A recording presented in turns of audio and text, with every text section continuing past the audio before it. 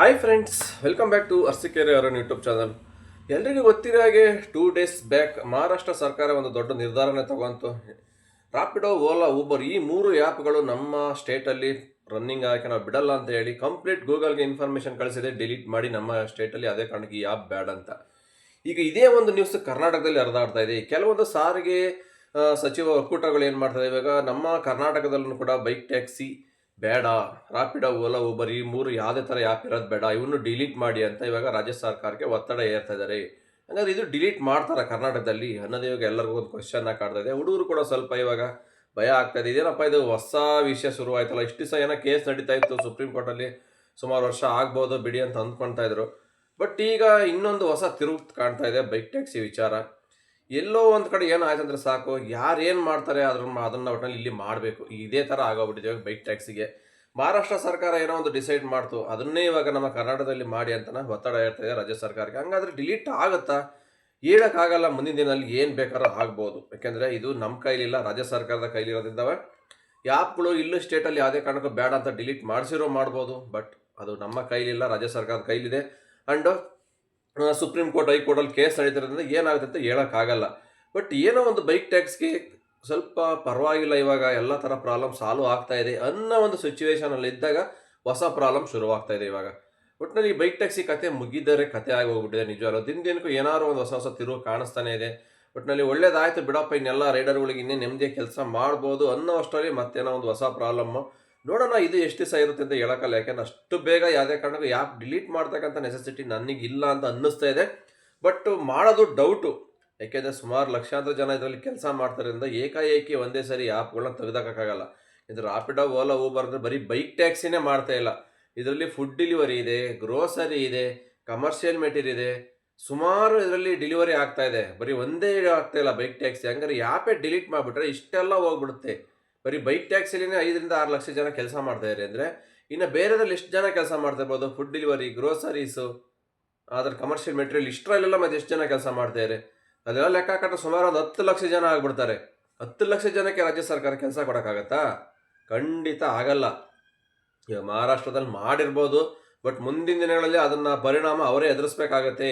ಅಷ್ಟು ಜನ ಕೆಲಸ ಹೋಯ್ತು, ಅವರೆಲ್ಲರೂ ಗೌರ್ಮೆಂಟ್ ವಿರುದ್ಧ ತಿರುಗಿ ಬಿದ್ದೇ ಬೀಳ್ತಾರೆ. ಯಾರು ಸುಮ್ಮನೆ ಇರ್ತಾರೆ? ಈಗ ಅಷ್ಟು ಲಕ್ಷ ಜನ ಕೆಲಸ ಹೋದರೆ ಸುಮ್ಮನೆ ಕೈ ಕಟ್ಟಿ ಕೂತ್ಕೊಳಕ್ಕಾಗತ್ತಾ?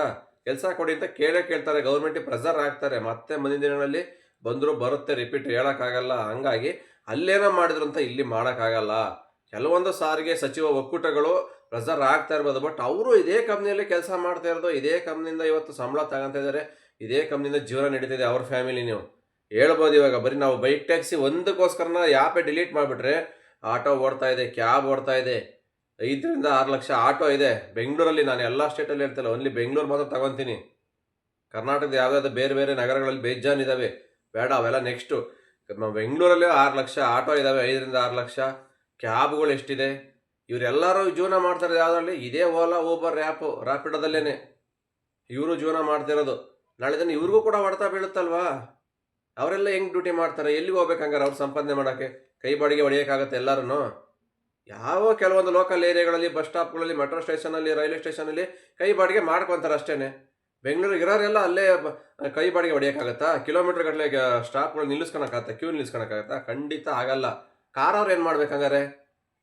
ಇವತ್ತು ಇದನ್ನೇ ನಂಬ್ಕೊಂಡು 10 ಲಕ್ಷ 9 ಲಕ್ಷ ಬಂಡವಾಳ ಹಾಕೊಂಡು ಬಂದಿದ್ದಾರೆ ಕಾರ್ಗಳಿಗೆ.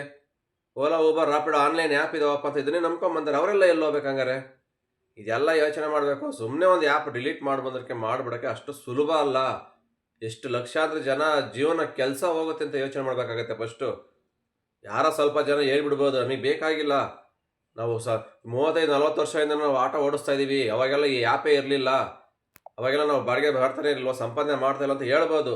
ಬಟ್ ಆವಾಗಿನ ಕಾಲನೇ ಬೇರೆ, ಇವಾಗಿನ ಕಾಲನೇ ಬೇರೆ. ಅವಾಗೆಲ್ಲ ಜನ ಕಮ್ಮಿ ಇದ್ದರು, ಬೆಂಗಳೂರು ಚಿಕ್ಕದಾಗಿತ್ತು, ಎಲ್ಲೋ ಒಂದು ಕಡೆ ಬಾಡಿಗೆ ಬರೋ ಕೇಳ್ಕೊಂಡು ಹೋಗೋರು ಆಟೋಗಳನ್ನ. ಇವಾಗ ಆ ಥರ ಇಲ್ಲ, ಟೆಕ್ನಾಲಜಿ ಚೇಂಜ್ ಆಗಿದೆ. ಜನಕ್ಕೆ ಏನು ಬೇಕೋ ಅದೆಲ್ಲ ಆನ್ಲೈನಲ್ಲಿ ಕೂತಿರೋ ಜಾಗದಲ್ಲಿ ಸಿಗ್ತಾ ಇದೆ. ಅದನ್ನು ಒಳ್ಳೆ ರೀತಿ ಯೂಸ್ ಮಾಡ್ಕೋಬೇಕು. ಅದನ್ನು ಈ ಥರ ಕೆಟ್ಟದಲ್ಲಿ ದುರುಪಯೋಗ ಪಡಿಸ್ಕೊಳಕ್ಕೆ ಹೋಗಬಾರ್ದು. ಈಗ 10 ವರ್ಷದಿಂದ ಇದೇ ಕಂಪ್ನಿಗಳಲ್ಲಿ ಲಕ್ಷಾಂತರ ರೂಪಾಯಿ ಸಂಪಾದನೆ ಮಾಡ್ಕೊಂಡ್ರು. ಸ್ಟಾರ್ಟಿಂಗ್ ಓಲಾ, ಊಬರ್ ಆ್ಯಪ್ ಬಂದಾಗ ಎಷ್ಟು ಲಕ್ಷ ಲಕ್ಷ ದುಡ್ಕೊಂಡ್ರು, ಕೋಟಿ ದುಡ್ಕೊಂಡಿರೋರು ಇದ್ದಾರೆ. ಸೈಟು, ಮನೆ, ಬಂಗ್ಲೆ ಎಲ್ಲ ಮಾಡ್ಕೊಂಡ್ರು. ಅವಾಗೆಲ್ಲ ಯಾರು ಧ್ವನಿ ಆಯ್ತು ಮಾತಾಡಲಿಲ್ಲ. ಅದೇ ಇವಾಗ ಸ್ವಲ್ಪ ಸಂಪಾದನೆ ಕಮ್ಮಿ ಆಯಿತು, ಜನ ಜಾಸ್ತಿ ಆದರು. ಇವಾಗ ಎಲ್ಲರನ್ನೂ ತಿರುಗಿ ಬಿದ್ದರು, ಈ ಕಂಪ್ನಿಗಳು ಬೇಡಪ್ಪ, ಈ ಕಂಪ್ನಿಗಳಿಂದ ನಮಗೆ ಲಾಸ್ ಆಗ್ತಾ ಇದೆ, ಬಾಡಿಗೆ ಬರ್ತಾ ಇಲ್ಲ, ಹಂಗೆ ಹಿಂಗೆ ಅಂತ ಇವಾಗೆಲ್ಲ ತಿರುಗಿ ಬಿದ್ದಾರೆ. ಈಗ ಹೆಂಗಾಗಿದೆ, ತಿಂದು ಮನೆಗೆ ಕನ್ನ ಹಾಕ್ತಾರಲ್ಲ ಆ ಥರ ಕೆಲಸ ಮಾಡ್ತಾ ಇದ್ದಾರೆ ಕೆಲವೊಂದಿಷ್ಟು ಜನ. ಅವತ್ತು ಕಂಪ್ನಿ ಏನು ಎಂಟ್ರಿ ಆಯ್ತಲ್ಲ ಅವತ್ತೇ ಕ್ಲೋಸ್ ಮಾಡಬೇಕಾಗಿತ್ತು. ಫ್ಯೂಚರಲ್ಲಿ ಈ ಕಂಪ್ನಿಯಿಂದ ನಮ್ಗೆ ಯಾವ ಥರ ಪ್ರಾಬ್ಲಮ್ ಇದ್ದೇ ಇದೆಯಪ್ಪ, ಈ ಕಂಪ್ನಿಗಳು ಬೇಡ ನಮಗೆ ಅಂತ ಅವತ್ತೇ ಕ್ಲೋಸ್ ಮಾಡಿಬಿಟ್ಟಿದ್ರೆ ಇವತ್ತು ಯಾರು ರಾಪಿಡೋ ಓಲಾ ಊಬರ್ ಯಾವುದೂ ಇರಲಿಲ್ಲ. ಅವತ್ತು ಒಳ್ಳೆ ಆದಾಯ ಇತ್ತು, ಒಳ್ಳೆ ಸಂಪಾದನೆ ಮಾಡ್ಕೊಂಡ್ರು ಎಲ್ಲರೂ. ಅವತ್ತು ಯಾರೂ ಉಸಿರು ಬಿಡಲಿಲ್ಲ. ಇವಾಗ ಸಂಪಾದನೆ ಕಮ್ಮಿ ಆಯಿತು, ಎಲ್ಲ ತಿರುಗಿ ಬಿದ್ದರು. ಕಾಲಕ್ರಮೇಣ ಚೇಂಜ್ ಆದಂಗೆ ನಾವು ಚೇಂಜ್ ಆಗಲೇಬೇಕು, ಅಪ್ಡೇಟ್ ಆಗಲೇಬೇಕು. ಒಂದೇ ಥರ ಇರೋಕ್ಕಾಗಲ್ಲ. ಇವತ್ತು ಆನ್ಲೈನ್ ಬಿಸ್ನೆಸ್ಸಿಂದ ಎಷ್ಟು ಜನ ಜೀವನ ಮಾಡ್ತಾಯಿದ್ದಾರೆ. ಇವತ್ತು ಈ ರಾಪಿಡೋ ಓಲಾ ಊಬರ್ 3 ಆ್ಯಪ್ ಬೆಂಗಳೂರಲ್ಲಿ ಇಲ್ಲ ಅಂದರೆ ಲಕ್ಷಾಂತರ ಜನ ಇವತ್ತು ಬೆಂಗಳೂರಲ್ಲಿ ಬರ್ತಾನೆ ಇರಲಿಲ್ಲ. ಈ ಒಂದು 3 ಕಂಪ್ನಿ ಇದ್ದಾವೆ, ಆನ್ಲೈನ್ ಬಿಸ್ನೆಸ್ ಇದೆ ಅನ್ನೋದಕ್ಕೆ ಇವತ್ತು ಎಷ್ಟೋ ಜನ ಹಳ್ಳಿ ಕಡೆಯಿಂದ ಲಕ್ಷ ಲಕ್ಷ ಜನ ಬಂದಿಲ್ಲಿ ಬೈಕ್ಗಳು ತಗೊಂಡು, ಕಾರ್ ತಗೊಂಡು, ಆಟೋ ತಗೊಂಡು ಜೀವನ ಮಾಡ್ತಾಯಿದ್ದಾರೆ ಇದೇ ಕಂಪ್ನಿ ನಂಬ್ಕೊಂಡು. ಈ ಕಂಪ್ನಿಗಳೆಲ್ಲ ಮುಚ್ಕೊಂಡ್ಬಿಟ್ರೆ ಯಾರೆಲ್ಲ ವಾಪಸ್ ಹಳ್ಳಿಗೆ ಹೋಗ್ಬೇಕಾಗತ್ತೆ ನಾಳೆ ದಿವಸವ. ಯಾರು ಕೆಲಸ ಕೊಡ್ತಾರೆ? ಇದನ್ನೆಲ್ಲ ಗೌರ್ಮೆಂಟ್ ಯೋಚನೆ ಮಾಡಬೇಕು, ಸುಪ್ರೀಂ ಕೋರ್ಟು ಯೋಚನೆ ಮಾಡಬೇಕು. ಏಕಾಏಕಿ ಯಾರೋ ಒಂದು ದೊಡ್ಡ ಡಿಸಿಷನ್ ತಗೊಂಬಿಟ್ಟು ಆ್ಯಪ್ ಡಿಲೀಟ್ ಮಾಡಿಬಿಟ್ರೆ ಅಂದರೆ ಎಷ್ಟು ಕಷ್ಟ ಆಗುತ್ತೆ. ಈಗ ಮಹಾರಾಷ್ಟ್ರದಲ್ಲಿ ಏನೋ ಡಿಲೀಟ್ ಮಾಡಿಬಿಟ್ರು, ಅವರೆಲ್ಲ ಎಲ್ಲೋ ಹೋಗ್ತಾರೆ, ಬರ್ತಾರೆ ಬೇರೆ ಬೇರೆ ಸ್ಟೇಟ್ಗಳಿಗೆ. ಅರ್ಧ ಜನ ಬೆಂಗಳೂರು ಕಡೆಗೆ ಬರ್ತಾರೆ ಸಂಪಾದನೆ ಮಾಡೋಕ್ಕೆ. ಇಲ್ಲಿಲ್ಲಪ್ಪ, ಆ್ಯಪ್ ಡಿಲೀಟ್ ಆಯಿತು, ಸಂಪಾದನೆಗೆ ಏನು ಮಾಡೋದು, ಕೂತ್ಕೊಂಡ್ರೆ ಮನೇಲಿ ಸಂಪಾದನೆ ಆಗುತ್ತಾ? ಇಲ್ಲ, ಎಲ್ಲ ಎತ್ಕೊಂಡು ಬರ್ತಾರೆ ಬೆಂಗಳೂರು ಕಡೆ ಗಂಟು ಮುಟ್ಟೆ ಕಟ್ಕೊಂಡು. ಇಲ್ಲಿರೋಕ್ಕೆ ಕೆಲಸ ಇಲ್ಲ. ಇವಾಗ ಇನ್ನೂ ನಿರುದ್ಯೋಗ ಸಮಸ್ಯೆ ಜಾಸ್ತಿ ಆಗುತ್ತೆ. ಯಾರೋ ಒಬ್ಬರು ಮಾಡಿರೋ ತಪ್ಪಿಗೆ ಎಲ್ರಿಗೂ ಪ್ರಾಬ್ಲಮ್ಮು. ಇದೆಲ್ಲ ಪಬ್ಲಿಕ್ಸ್ಗೆ ಪ್ರಾಬ್ಲಮ್ಮು ನಾಳೆ ದಿನ. ಇದನ್ನು ಯೋಚನೆ ಮಾಡಬೇಕು ಗೌರ್ಮೆಂಟು. ಸುಮ್ಮನೆ ಯಾವುದೋ ಒಂದು ಒಕ್ಕೂಟಗಳು ಪ್ರೆಸರ್ ಹಾಕಿದ ತಕ್ಷಣ ಒಂದು ಆ್ಯಪ್ಗಳು ಡಿಲೀಟ್ ಮಾಡೋದು ಅಂತ ದೊಡ್ಡ ವಿಚಾರ ಅಲ್ಲ. ಎಷ್ಟು ದೊಡ್ಡದು ಬೆಳೆದು ನಿಂತಿದೆ ಇವತ್ತು ಆ ಆ್ಯಪ್ಗಳು. ಆ ಆ್ಯಪ್ಗಳಿಂದ ಎಷ್ಟು ಜನ ಜೀವನ ಮಾಡ್ತಾಯಿದ್ದಾರೆ, ಜೀವನ ಕಟ್ಕೊಂಡಿದ್ದಾರೆ. ಏಕಾಏಕಿ ಆ ಆ್ಯಪ್ಗಳನ್ನ ಡಿಲೀಟ್ ಮಾಡಿ ಅಂದರೆ ಯಾರು ಏನು ಮಾಡಬೇಕು, ಅವರೆಲ್ಲ ಇಲ್ಲಿಗೆ ಹೋಗ್ಬೇಕು, ನೆಕ್ಸ್ಟು ಏನು ಕೆಲಸ ಮಾಡಬೇಕು ಅದನ್ನು ಯೋಚನೆ ಮಾಡಬೇಕಾಗತ್ತೆ. ಯಾರೋ ಒಂದಿಷ್ಟು ಜನ ಹೇಳ್ಬಿಡ್ಬೋದು, ನಮಗೆ ಬೇಕಾಗಿಲ್ಲಪ್ಪ, ನಾವು ಈ ಆ್ಯಪ್ಗಳು ಇಲ್ಲ ಅಂದ್ರೆ ನಾವು ಜೀವನ ಮಾಡ್ತೀವಿ, ಕೈ ಬಾಡಿಗೆ ಹೊಡಿತೀವಿ, ಹಂಗೆ ಹಿಂಗೆ ಅಂತವ. ಕೈ ಬಾಡಿಗೆ ಎಷ್ಟು ದಿವಸ ಹೊಡಿತೀರ ಸ್ವಾಮಿ? ಒಂದಿನ ಮಾಡ್ತೀರಾ, 2 ದಿನ ಮಾಡ್ತೀರಾ? ಬೆಳಿಗ್ಗಿಂದ ನೈಟ್ವರೆಗೂ ಕೈ ಬಾಡಿಗೆನೇ ಹೊಡ್ಕೊಂಡು ಕೂತ್ಕೊಳಕ್ಕಾಗತ್ತಾ?